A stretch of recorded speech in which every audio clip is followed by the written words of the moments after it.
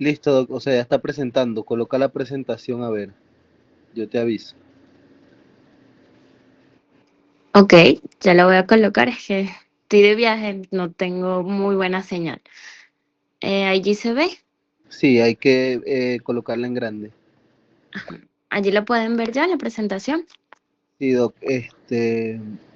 No la podría colocar como en horizontal a ver si se ve un poco mejor. Ya voy.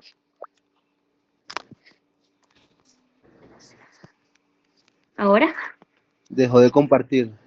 Ay, mm, Doc, déjame volver. y si quiere me puede enviar las diapositivas y yo se las voy colocando y tú me vas diciendo siguiente, siguiente. Si Ok, se complica. Bueno, ya voy a empezar. Ok, ya déjame volver acá a compartir pantalla. ok. Ujú.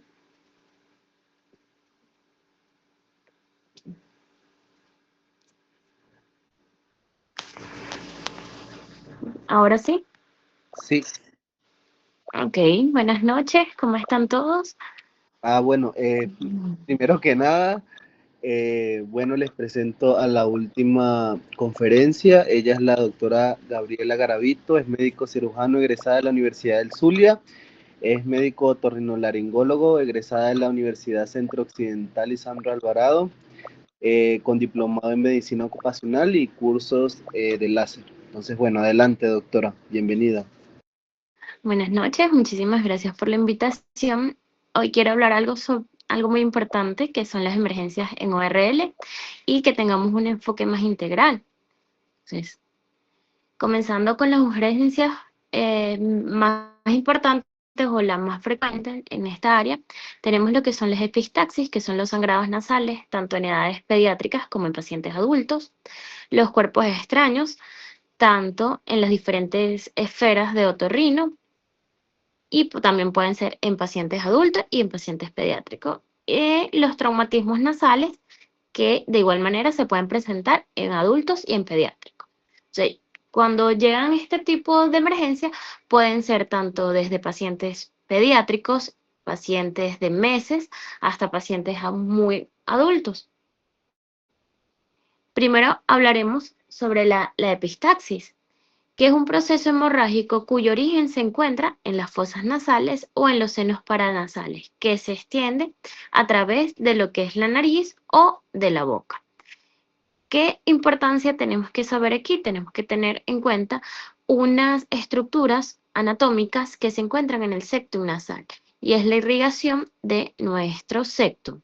Tenemos un plexo que se encuentra en la parte anterior, que es el plexo de Kissenbach, que está dado principalmente por lo que es las arterias provenientes del sistema carotidio externo a través de las arterias maxilares, arterias faciales que van a tener unas ramas terminales, que son las arterias etmoidales anteriores y posteriores, y en la parte inferior con la parte de la arteria facial con la labial superior, y ellas van a dar una anastomosis que se va haber dibujado allí en el donde dice plexo de Kissenbach un área azul que se encuentra en el área 1 o en el área vestibular de Kotler, anatómicamente o topográficamente, ahí es donde vamos a visualizar lo que son las manchas vasculares, que es la principal causa de las epistaxis anteriores. Por otra parte, tenemos lo que es el plexo de Gudulf, que está en la parte posterior de las fosas nasales, está dado principalmente por el sistema carotidio y por lo que es la arteria exfenopalatina. Este sangrado es muy importante ya que es de difícil manejo tanto para el especialista como para el médico que se encuentra en la emergencia. Entonces, el 60% de la población ha experimentado, puede experimentar un episodio de epistaxis. El 90% son sangrados en la parte anterior del plexo de Kissenbach. El 10% es un sangrado posterior. Tenemos diferentes etiologías como son causas locales, como los traumatismos o microtraumatismos del paciente. Él puede realizar algún rascado alargamiento de las fosas nasales y presentar lo que es el sangrado. Procesos inflamatorios, pacientes con rinitis alérgicas locales, pacientes que están cursando con algún síndrome viral, congestión, van a estar esas fosas nasales congestivas, inflamadas, y esos vasos sanguíneos van a estar muy dilatados y con cualquier manipulación puede sangrar el paciente. También tenemos diferentes neoplasias como carcinomas epidermoides, tumores o papilomas invertidos, que son los principales que me ocasionan un sangrado en las fosas nasales. También tenemos causas o etiología sistémica, los trastornos hematológicos, medicamentosos, pacientes que están anticoagulados, que toman antiagregantes, y la hipertensión arterial en los pacientes adultos, pacientes no controlados, pacientes con cifras tensionales elevadas pueden presentar lo que es un sangrado por las fosas nasales. Entonces, ¿qué es lo primero que tenemos que hacer? Tenemos que hacer un buen interrogatorio, una buena anamnesis del paciente. Edad del paciente, tenemos que ver sexo femenino, masculino, tenemos que ver lo que son los antecedentes tanto patológicos como antecedentes familiares del paciente, si está tomando algún medicamento, si el paciente ha sido operado anteriormente en la esfera de ORL. Posteriormente, lo que vamos a pasar es lo que es el examen físico. ¿Qué vamos a realizar en el examen físico? Vamos a realizar una rinoscopía anterior. Es ver a través de la fosa nasal, vamos a colocar un espéculo nasal o un rinoscopio con una luz dirigida y vamos a visualizar lo que es el septum nasal. En la segunda imagen, no sé si alcanzan a ver, ahí después de la parte donde hay algo negro, que es a la mano derecha, esa es la valva, y van a ver como unos rayitos, que eso es el plexo de Kissenbach que se encuentra dilatado. Eso es lo que yo le llamo una mancha vascular. En este caso, esta mancha vascular no es una mancha vascular que está sangrante, pero sí el paciente ha tenido en algún momento algún episodio de epistaxis y ella se encuentra allí. Entonces podemos hacer una rinoscopia anterior solamente con una fuente de luz, podemos hacer una endoscopia anterior con una óptica de 0 grado. ¿Qué buscamos? Buscamos localizar el punto de sangrado del paciente. Aquí les traje un esquema. ¿Qué es lo que debemos hacer? Ya hicimos el interrogatorio del paciente. El paciente se encuentra sangrando activamente. Vamos a colocarle unas tiritas con vasoconstrictor. ¿A qué le llamo tiras? Es colocar algodón más o menos de 1 centímetro de grosor por 5 centímetros de largo, lo van a llenar de este medicamento, nombre comercial el Ninazo, pero existen muchos medicamentos que son vasoconstrictores. En este caso es el nitrato de nafasolina. Lo van a impregnar, es decir, lo van a llenar con este medicamento, lo van a introducir.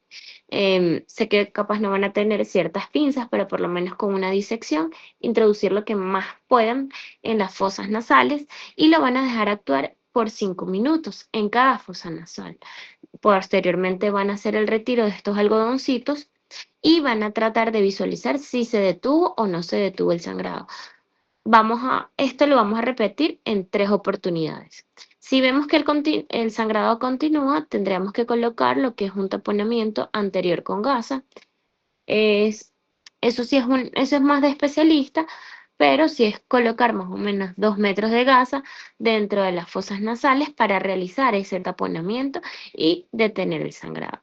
Si visualizamos una mancha vascular, ¿qué podemos hacer? Si la mancha vascular no está sangrante en el momento, en la primera imagen vemos unos palitos que parecen un fósforo. Esos son palitos de nitrato de plata al 75%. Con eso se puede realizar una cauterización de la mancha vascular controlada. O se puede realizar con láser de diodo en los pacientes que la mancha se visualice y no tenga un sangrado activo. También se podría hacer con sangrado activo, pero si tenemos un aspirador, contamos con todos los recursos para detener ese sangrado.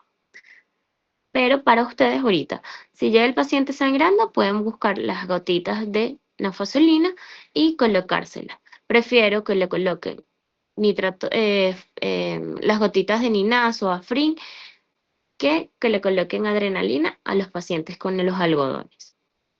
Entonces, aquí les traigo unos videos. En el primer video se visualiza con la endoscopia la mancha vascular. Bueno, ahí se ve, no le quite el audio. Ahí se ven los vasitos y este segundo ya es con la cauterización del nitrato de plata.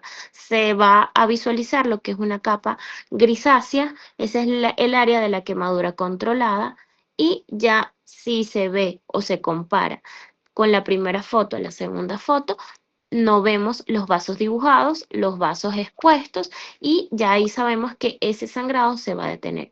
Esa costra que se ve allí, que es la quemadura controlada, se va a caer aproximadamente de 8 a 10 días para que ya después tengamos una mucosa sana sin la exposición de esos vasos sanguíneos.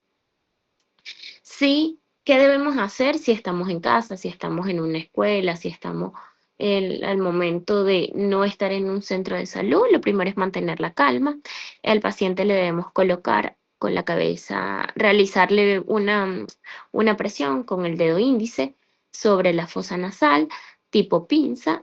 Le inclinamos la cabeza hacia adelante, le decimos a la persona que abra la boca y le podemos colocar un medio frío sobre la nariz, mientras el paciente acude a un centro de salud. Evitar es colocar la cabeza hacia atrás para que el paciente no vaya a deglutir esa sangre. Tenemos lo que son los cuerpos extraños. Los cuerpos extraños pueden estar en cualquiera de las tres esferas de otorrinolaringología. Podemos tener cuerpos extraños en nariz, podemos tener cuerpos extraños en oído y en lo que es la laringe. Entonces, los cuerpos extraños en oído, ¿qué es lo primero que vamos a realizar? Vamos a realizar una otoscopia, puede ser ya con un otoscopio digital o con un otoscopio convencional. Vamos a identificar el cuerpo extraño, siempre tratando de ver si es un cuerpo extraño inanimado, como puede ser una pepidota de pulsera, una goma de borrador, un lápiz, papel, todo lo que se puede introducir dentro del oído, un hisopo, una goma de auricular, o podemos tener cuerpos animados como lo son los insectos, cocos, cucarachas, moscas, abejas, todo lo que pueda introducirse dentro del oído de ese tamaño. Entonces acá en esta lámina podemos ver lo que son los cuerpos extraños animados e inanimados. Hablamos un poquito de lo que es la anatomía del oído. Nuestro oído tiene diferentes porciones. Tenemos lo que es la oreja, el conducto auditivo externo, que es un conducto que es en forma de S, que mide aproximadamente de 2 a 3 centímetros, y vamos a llegar a lo que es la membrana timpánica, que nos va a permitir ya así dividir lo que es el oído medio, y este oído medio es la caja timpánica que tiene ciertas comunicaciones como con la trompa de Eustaquio. Por último, tenemos la última porción donde está el oído interno, que está el caracol y los canales semicirculares. Teniendo en cuenta parte de esa anatomía, tienen que ubicarse que entonces vemos la oreja, el conducto y vemos lo que es la membrana timpánica. Eso debería ser una calle ciega. Entonces, los objetos que se introduzcan dentro del oído, como son los insectos que vemos en las primeras imágenes, una cucaracha, una abeja, esos cuerpos extraños no van a llegar sino hasta la membrana timpánica. Esa membrana timpánica mide aproximadamente 1 milímetro de grosor, es decir, que es una estructura muy débil. ¿Qué debemos hacer cuando se introduce un cuerpo extraño? Lo primero que hacer es identificar, o sea, visualizan, identifican el cuerpo extraño y pues después se identifica el cuerpo extraño.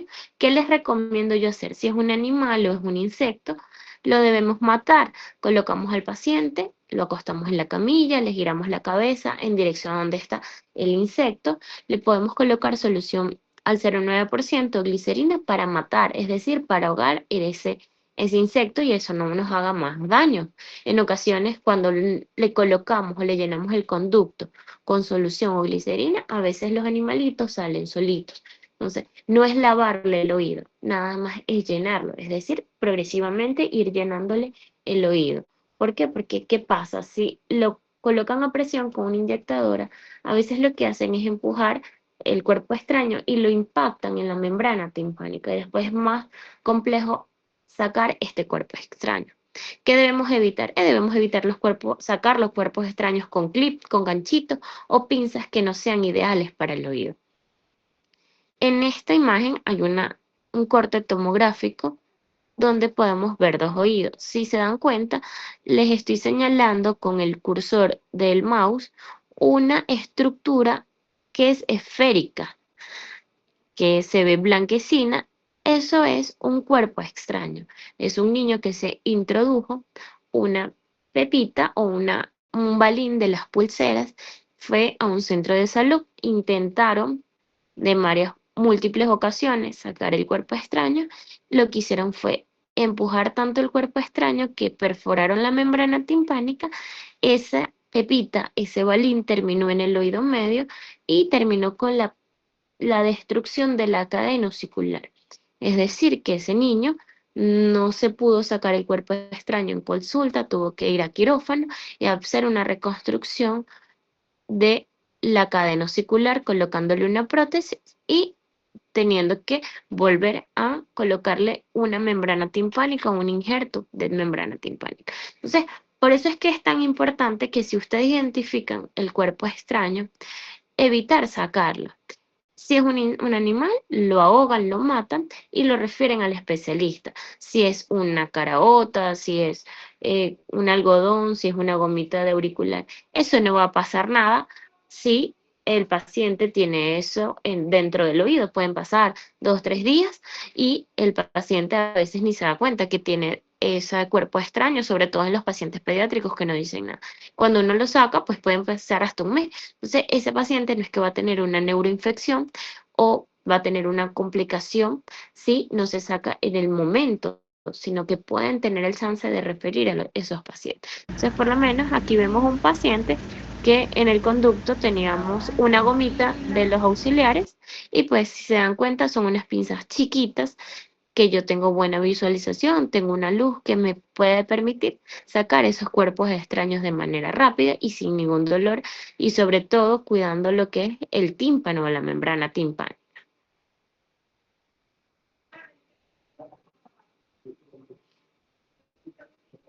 Ok, tenemos otro lugar donde se pueden alojar cuerpos extraños, como son la nariz. Entonces, hablemos un poco sobre la anatomía de la nariz.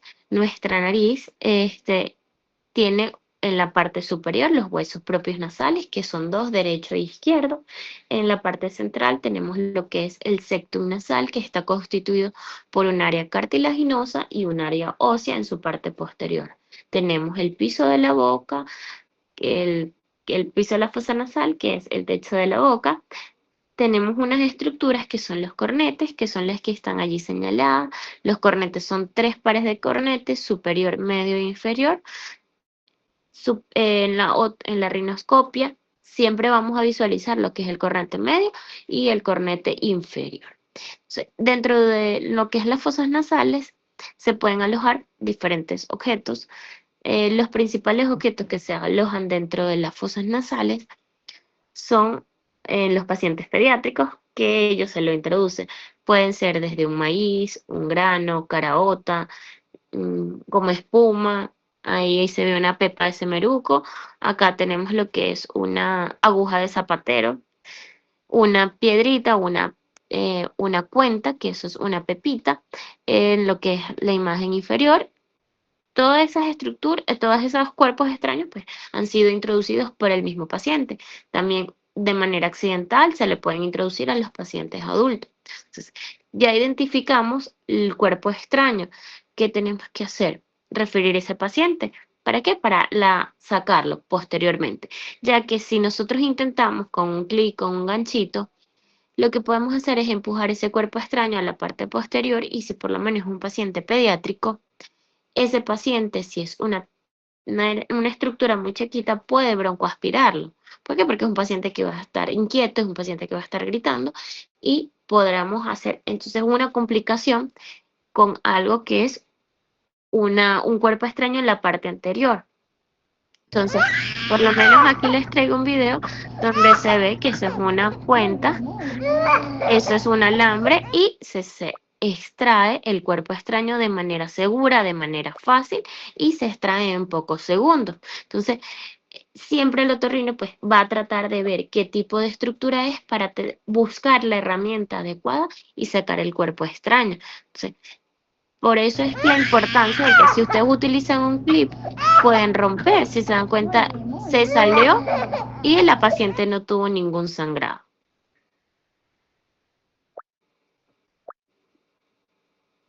Entonces, tenemos otros cuerpos extraños como los que son en la laringe y en la faringe.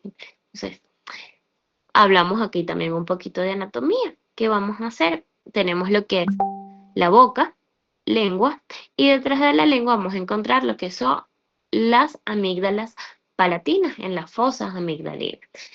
Tenemos posterior o más abajo, debajo de la base de lengua, lo que es la epiglotis, y debajo de la epiglotis vamos a encontrar lo que son los repliegues vocales, y al lado de las estructuras de los repliegues vocales, unas áreas que son los senos piriformes.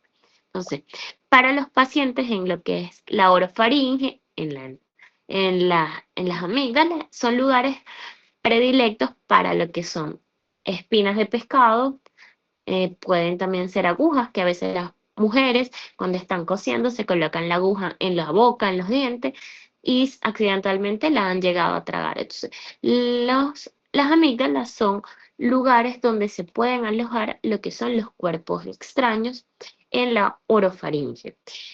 En lo que es la faringe, ya en lo que es la epiglotis, en la parte anterior hay un área que se llama la valécula o las valléculas. Ahí también es un área donde se pueden alojar lo que son los cuerpos extraños. Si seguimos continuando hacia la base de lengua, tenemos lo que son, donde ustedes ven la B, esos son las repliegues vocales, y a los lados son unas áreas que se llaman senos piriformes. Allí también es un lugar predilecto donde se alojan lo que son los cuerpos extraños. Entonces, ¿qué clínica o qué característica va a tener este paciente con un cuerpo extraño en lo que es la laringe o la faringe?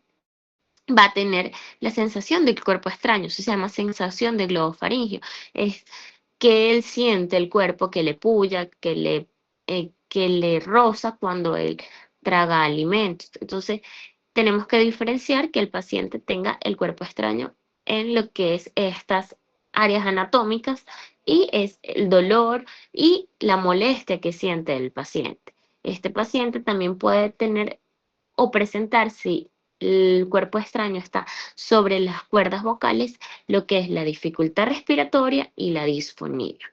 Cuando el paciente te refiere que siente el cuerpo extraño y que no puede ni siquiera tragar saliva, que ha intentado comer papa, yuca, plátano, ese paciente tiene ese cuerpo extraño hasta que no se demuestre que lo contrario en lo que es el esófago o la vía digestiva superior. Entonces, ahí ya si no sería del otorrino, sino sería del gastroenterólogo, pero siempre tenemos que visualizar o tratar de visualizar dónde está ese cuerpo extraño.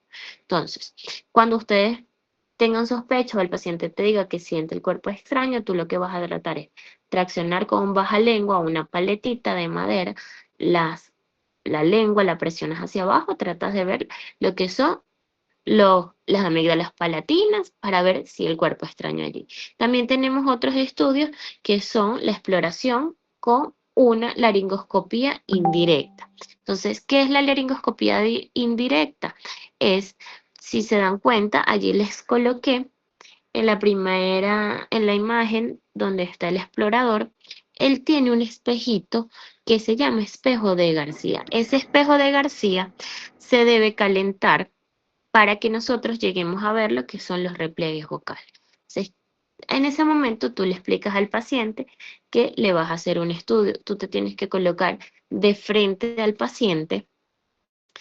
El paciente tiene que estar relajado, va a respirar por la boca, tú vas a buscar tu espejito de García con una luz o un frontoluz en tu frente para poder direccionar y poder ver ese espejo de García. Entonces, ¿qué vas a hacer? Con la mano derecha o con tu mano dominante vas a tomar la lengua del paciente, la vas a retraer hacia afuera y vas a introducir el espejito de García previamente calentado a lo que es la parte de atrás de la orofaringe. Es decir, te vas a ir pegadito hacia el techo, vas a llegar a ver lo que es base de lengua y de ahí le vas a decir al paciente que respire por la boca como si fuera un perrito y va a decir la palabra I, la palabra A para ver cómo se acercan las cuerdas vocales y visualizar si tenemos algún cuerpo extraño. Eso es la manera que la podemos hacer en la emergencia si tenemos un espejo de García.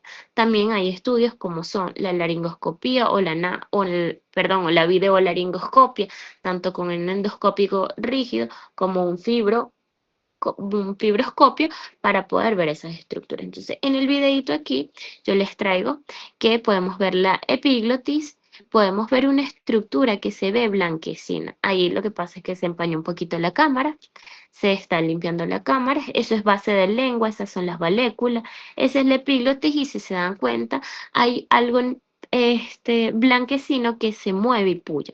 Esa es una espina de pescado que se encontraba alojado en lo que es el seno piriforme.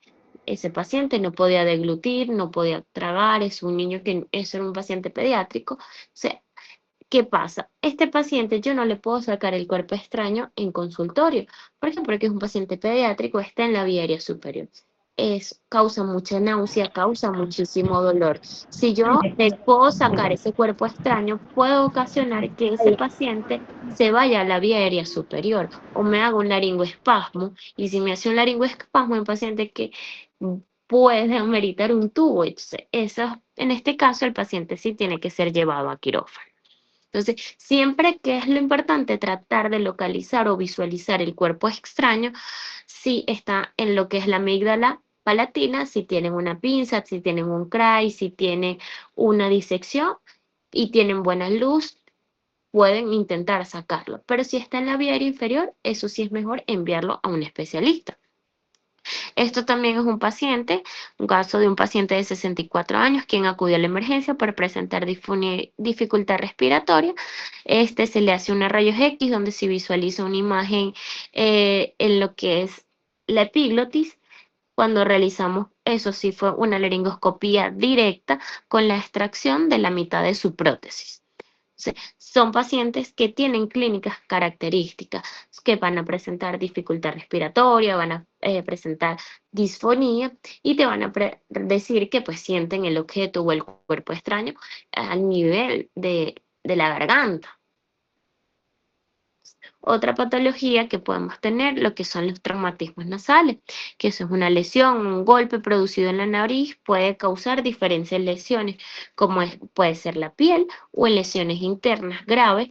También puede ocasionar daños, lo que es en piso de órbita, podemos lesionar estructuras dentro, como son los senos maxilares, cornetes, y también podemos tener traumatismos en la parte facial asociados a un traumatismo nasal. Entonces, ¿qué quiero que se lleven de importancia? Que los traumatismos nasales, así el paciente se haya caído o golpeado tontamente, es un paciente que tiene que ser evaluado, porque esos golpes o esos traumatismos ya posteriormente no pueden ser reparados, sino hay que esperar hasta un año de evolución. Entonces, vamos a hablar acá un poco otra vez de anatomía. Ahí les estoy señalando lo que son los huesos propios nasales, que siempre cuando un paciente les llega a la emergencia que tenga un traumatismo nasal, tienen que pedir una proyección de huesos propios nasales bilaterales, ya que tenemos dos huesos propios nasales, derecho e izquierdo, y es importante para la altura. Tenemos que también, comentaba, es dado por cartílago y la parte posterior es por hueso, y esta también está asociado con lo que es el piso de la órbita. Entonces, podemos tener lo que son los traumatismos nasales que vamos a ver con el paciente, que le van a ver ustedes, le van a ver la deformidad nasal, le van a ver el edema nasal, le pueden ver la nariz completamente lateralizada, o le pueden ver la nariz hundida. Eso depende de la sinergia del trauma. Si recibió un trauma lateral, un golpe tipo un gancho, ustedes van a ver la nariz lateralizada, ya sea a la izquierda o a la derecha. Si les cae algo o le cae al paciente un ladrillo, le cae una gaveta, van a ver la nariz aplastada. O si es un traumatismo que el paciente se cae de frente, lo que pueden ver es el edema y pueden ver que puede presentar hasta laceración de lo que es la punta nasal. ¿Qué me va a presentar ese paciente? Pues la deformidad, la epistaxis, que es el sangrado a través de las fosas nasales. Podemos tener complicaciones con un hematoma sectal o hematoma en la pared lateral.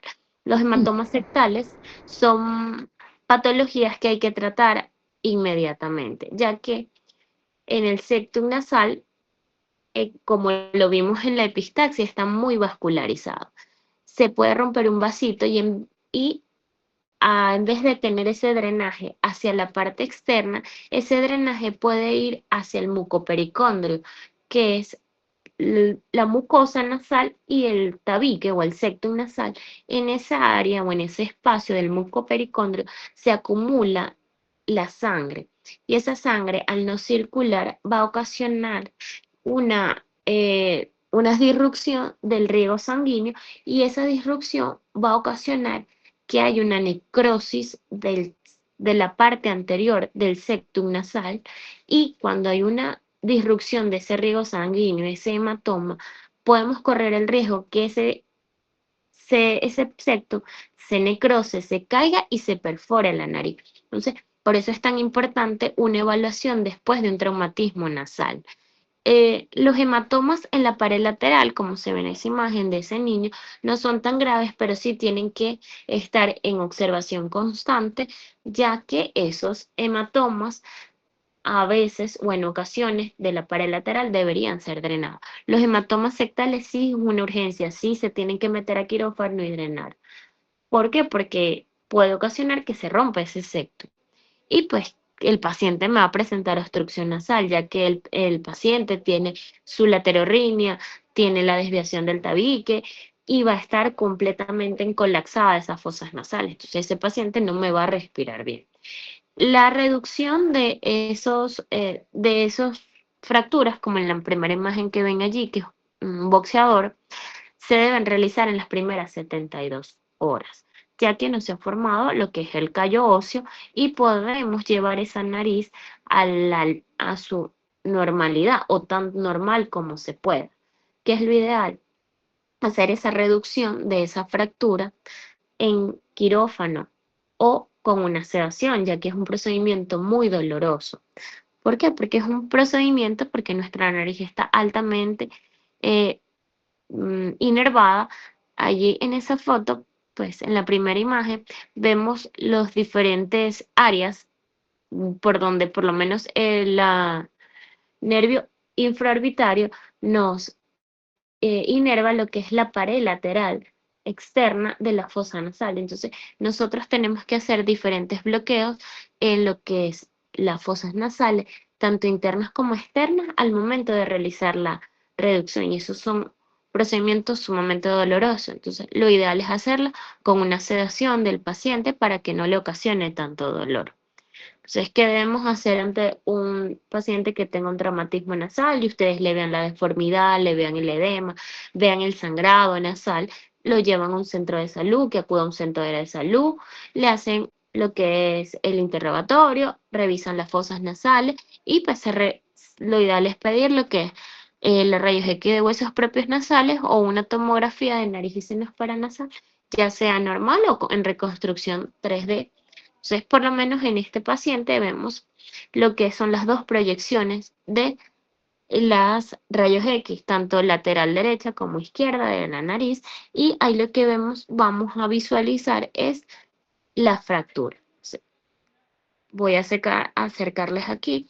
Ahí vemos lo que es el hueso propio nasal, vemos la cortical del hueso y vemos una pequeña disrupción y si se dan cuenta está inclinado más hacia abajo. Hay una fractura de hueso propio nasal del lado izquierdo no desplazada. Del otro lado, igualmente, vemos la solución de continuidad del hueso propio, pero no está desplazada. Entonces, en estos casos, pues el paciente se va con su revestimiento o con su férula y se va con su tratamiento nasal y con su valoración continua. Cambio, en la primera imagen vemos lo que es una tomografía de nariz y senos paranasales. Si vemos donde está señalada la flechita, hay una solución de continuidad de la cortical del hueso y está desplazado. Y ahí vemos como en la foto, en la imagen, en la nariz, vemos una pequeña depresión de lo que es el dorso nasal y esa es la fractura. Entonces allá, en este caso, tendría que hacerse una reducción de esa fractura tratando de llevar lo que es el hueso a su lugar y esa fractura se hace tanto externa como interna, dejándole su yesito, su revestimiento y su valoración continua. Bueno, muchísimas gracias. Espero que le haya servido y pues estoy aquí atenta ante cualquier duda. Bueno, gracias a usted, doctora. Bueno, el que tenga alguna duda puede levantar la mano o dejarla en la caja del chat. Ok, ya va que yo me voy a la... Doctora, aquí hay una pregunta de Daireli Gutiérrez. Dice, bueno, Ok. doctora, mis preguntas son, en el caso de epistaxis, ¿cuántas gotas de nafazolina se deben de impregnar o instilar? Y para matar el insecto, ¿cuánto debo ir impregnando de solución en cuántos mililitros? Ajá, mira. De nafazolina yo no tengo ninguna cantidad, yo lo que hago es bañar ese algodón y hasta exprimirlo, que quede bien impregnado, ¿ok? Que ustedes vean que eso está enchumbado. Lo exprime y se lo colocan dentro de la fosa nasal, ¿ok? No hay una cantidad exacta porque eso es tópico. Lo que yo necesito es la vasoconstricción, es decir, que esos vasitos se ocluyan para que paremos ese sangrado. Y con respecto a la cantidad de solución, por eso les explicaba, o sea, tienen que acostar al paciente, girarle la cabecita e irle llenando con agüita el oído, con solución o glicerina, hasta que sobresalga, no a presión, sino llenarles el conducto de agua. Y ahí ustedes dejan al paciente 5 o 10 minutos acostado y ya ahí van a saber que pues el insecto se va a morir. Y además, cuando el paciente se voltee, él te va a decir que ya no lo siente, es decir, que ya no se está moviendo. Esa es la verdadera cura. Pero la bifurcación terapia se debía medir el ¿Ok? ¿Alguna otra pregunta? Doctora, acá hay otra pregunta de Karen Paredes. Dice, buenas noches, en caso de un tapón de cerumen, ¿cómo lo podemos extraer? Ok, los tapones de cerumen se pueden extraer de manera instrumental con pincitas de Hartmann, con ganchitos o con cureticas, como se llaman en otorrino, con la aspiración, pero siempre tratando de ver qué tan duro está ese tapón de cerumen, si está muy duro, está muy pegado a las paredes. Yo primero lo hidrato con aceite de bebé para evitar lastimar o lacerar el conducto auditivo. Esa es mi recomendación. Hay que ver cómo está ese taponcito para, pues, con el instrumental adecuado, pues, extraerlo sin causar ningún dolor.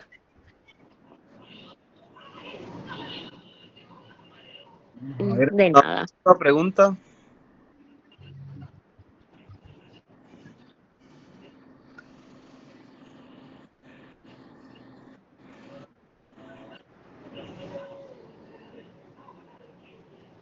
Ok, bueno, creo que ya no hay más preguntas.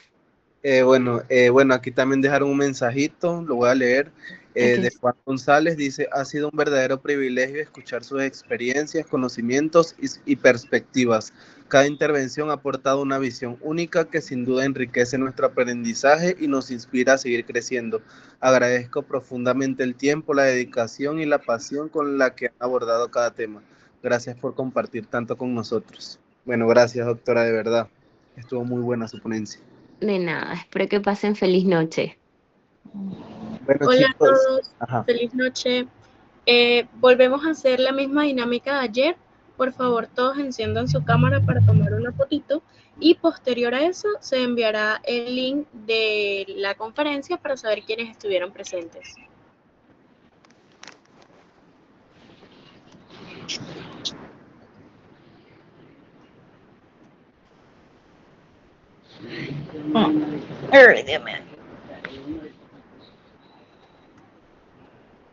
Ok, ya les aviso.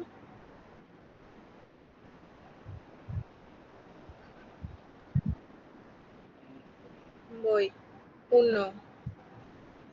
Ya va. 1, 2, 3.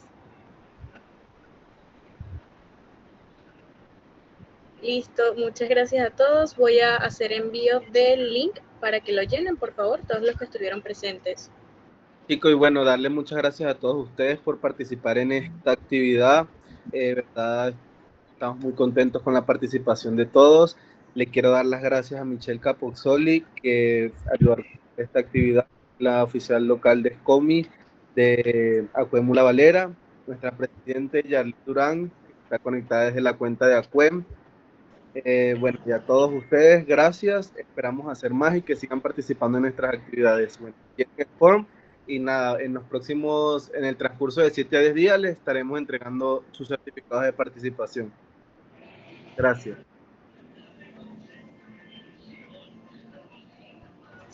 Voy a hacer envío entonces por el grupo de WhatsApp, ya que por acá nos los está dejando abrir. Sí, tranquilos, lo vamos a enviar por el grupo de WhatsApp. Yarly, colócale 15, que es 15.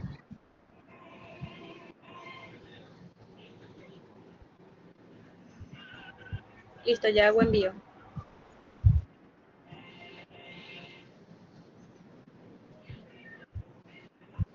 Bueno, chicos, con esto damos culminados las conferencias de emergencias médicas. Espero les haya servido mucho.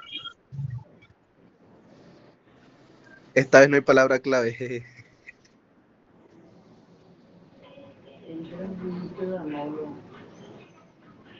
Pueden revisar el grupo de WhatsApp, ya está el link allí.